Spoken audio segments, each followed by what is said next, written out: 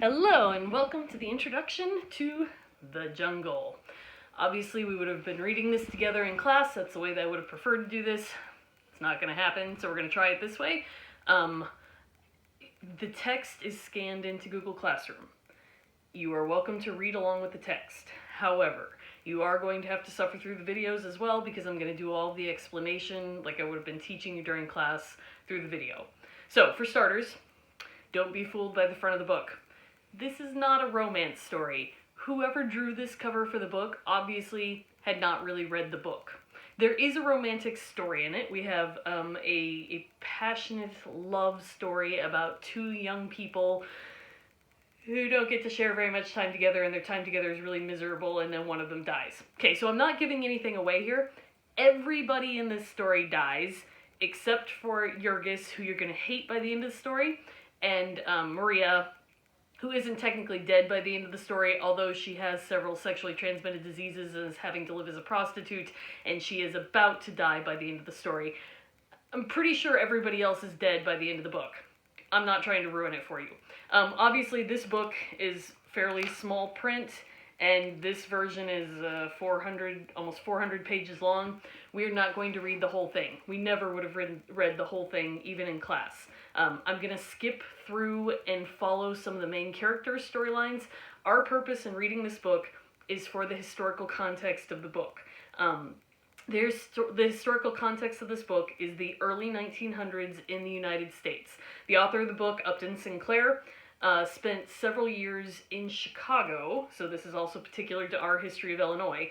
He spent several years in Chicago researching this book before he wrote it, talking to lots of different people, finding out what their lives were like, finding out what struggles that they had, what an average person's life was like, because this is taking place during the decade or the time period known as the Gilded Age in the United States.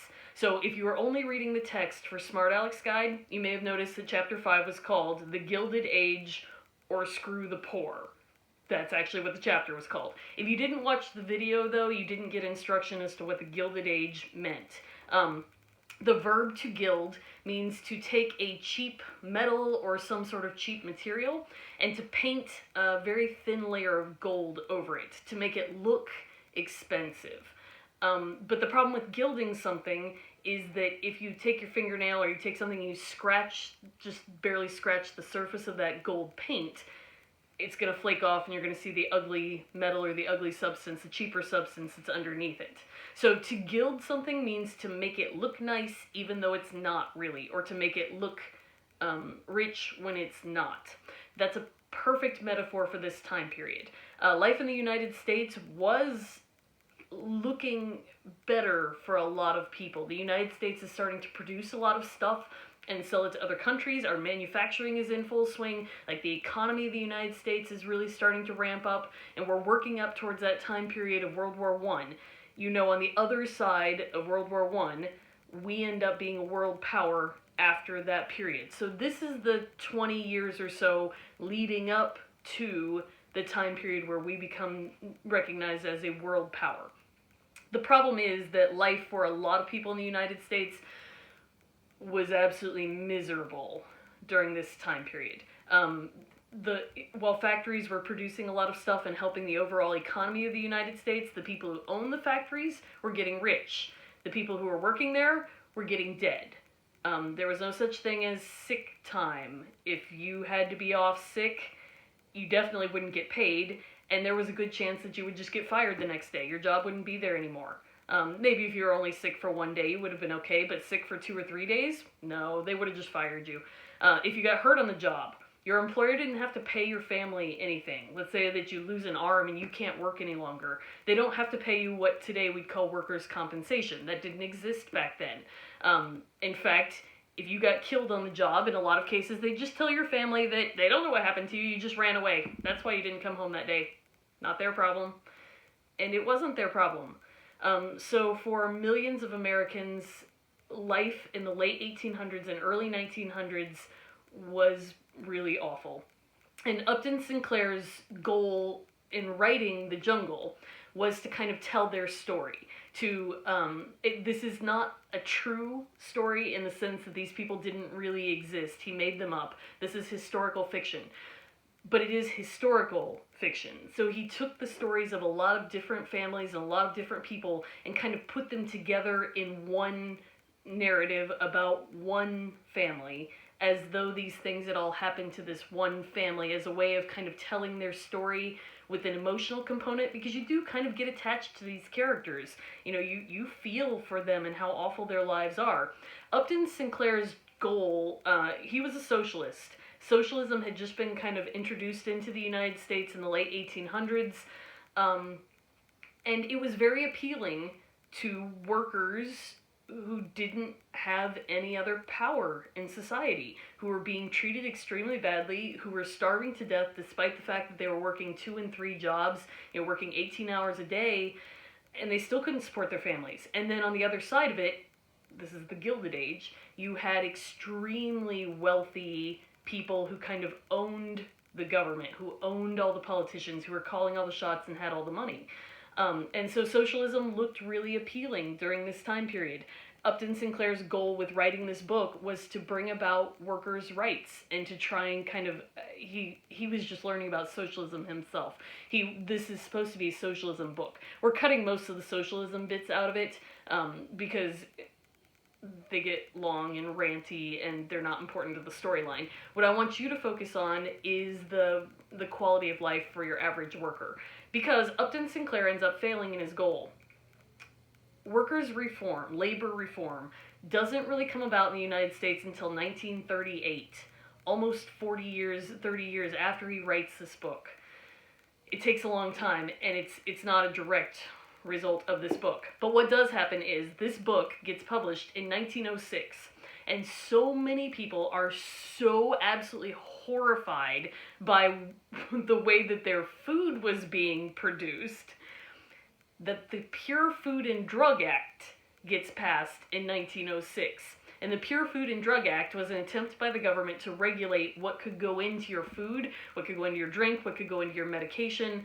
The idea that if they said that it was headache medicine, that it had to actually have medicine in it, that it couldn't just be ground up rocks that they were selling as headache medicine, which they were doing at the time before that law came into effect. In this book, you're going to hear about like the rats that were going into people's food, and the nails and the dirt, and people spitting germs into the food source, and the spoiled meat that went into the food source. That stuff is all totally real. There weren't really laws saying that they couldn't do it.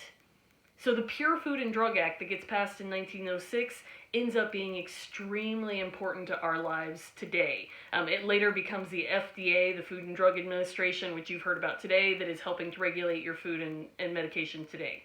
So those are the main goals of, our goals of this book, is to talk about how Upton Sinclair wanted labor reform when he was writing this book. That's what it's about, is to try and describe the life of an average American during the Gilded Age, where if you kind of scratch the surface on that time period, yeah, some people were living these fantastic lifestyles, but a lot of other people's lives were absolutely miserable. The other thing that I want you to get out of it is the importance of the Pure Food and Drug Act that does come out of this book almost immediately, because people are so horrified. Okay, as far as the book itself, I'm going to put this up instead of me. Okay, here is a real quick, like a family tree sort of thing to understand the characters. I hope you can see this. Jurgis is our main character, and I don't strictly speak Lithuanian, but to the best of my ability, it's pronounced as though it begins with a Y. Jurgis is our main character. We're going to follow him throughout the whole book. He is Lithuanian by birth. He moves to the United States. He falls in love with and marries Ona. She is very young when they get married, probably between 14 and 16 somewhere, but that was very common during the time period. That was, when a woman came of age of maturity and was looking to get married. They end up having one son who dies. His name is Little Antanas, because there is also, Jurgis's father is also a part of the story. He's referred to as Old Antanas, and I'm just going to say, if you ever write a book, please don't name all your characters the same thing. Like, give them different names. It just makes things easier. Anyway, as an honor to his father, they name his first son Antanas. They are going to have a second child, but Ona ends up dying in childbirth. She bleeds to death because they can't afford a doctor, and the baby dies too. I'm telling you, everybody dies. Coming into the story too then, also with them, old Antinous comes with them to the United States, and some of Ona's family comes too. Ona's father is dead, but her stepmother is still alive, and she's not an evil stepmother at all. They have a great relationship. They are very, they love each other very much. Her name is Elzbieta, so she would be Ona's stepmother, but Elzbieta and Ona's father have 6 other children. Most of them aren't going to come into the story. They all die horribly. The one that we might get to personally dying is named Stanislaus. Stanislaus gets eaten alive by rats when he has a little bit of beer and falls asleep on the butchering floor of the meatpacking plant, and the rats eat him to death. Okay, anyway, also coming to the United States is Elzbieta's brother, whose name is Jonas. He falls into the sausage making machine and gets killed and made into sausage, which then they probably absolutely sent out. And then one of Ona's cousins, whose name is Maria, also ends up coming with them as well. And we'll get into all of their stories. We're going to kind of follow these as our main characters. There's some other characters who float in and out, but we're going to edit out a lot of their parts. Okay, hopefully that makes sense, and we'll get into the reading next. Thanks!